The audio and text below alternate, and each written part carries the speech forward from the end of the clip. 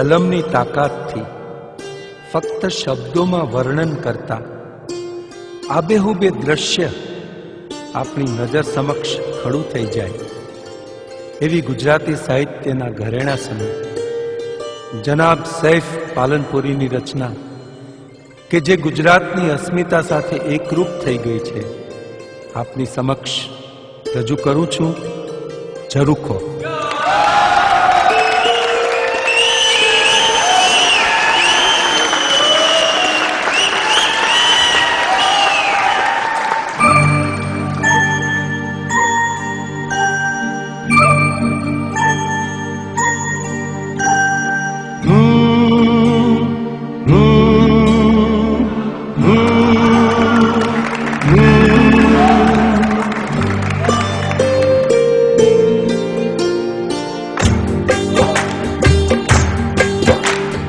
શાંત ઝરૂખે બાટ નિરખતી રૂપ નિરાણી જોઈ હતી.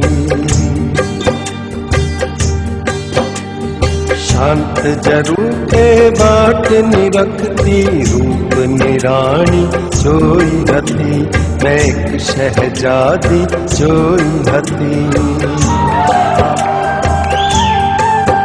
એના હાથની મહેંદી હસતી થી, એની આંખનું કાજળ હસતું તું. એક નાનું સરખું ઉપવન જાણે મોસમ જોઈ વિકસતું તું. એના સ્મિતમાં સો ગીત હતા, એની ચૂપકીથી સંગીત હતી. એને પડછાયાની હતી લગન, એને પગરવ સાથે પ્રીત હતી.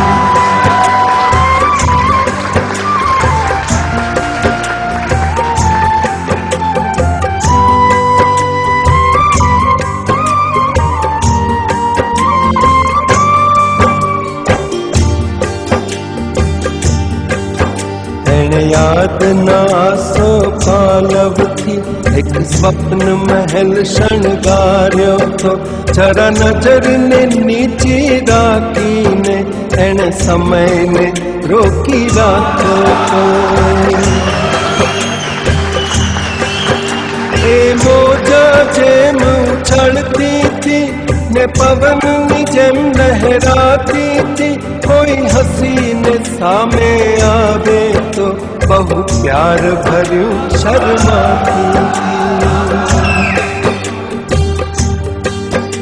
એને યૌવનની આશીષ હતી, એની સર્વ બલાઓ દૂર હતી. એના પ્રેમમાં ભાગીદાર થવા ખુદ કુદરત પણ આતુર હતી. વર્ષો બાદ ફરીથી આજે એ જ ઝરૂખો જોયો છે.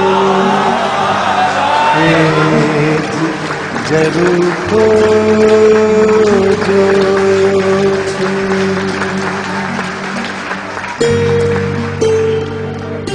ત્યાં ગીત નથી, સંગીત નથી, ત્યાં પગરવ સાથે પ્રીત નથી.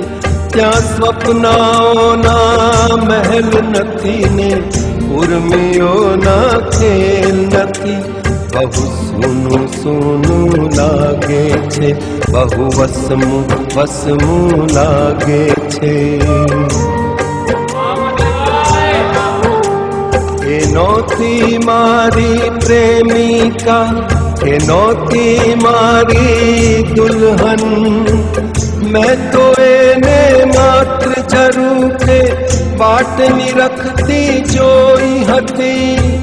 કોણ હતી એ નામ હતું શું એ પણ હું ક્યાં જાણું છું.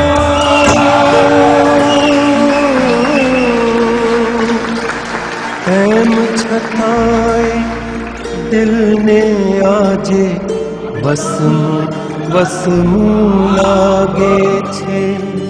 બહુ સૂનું સૂનું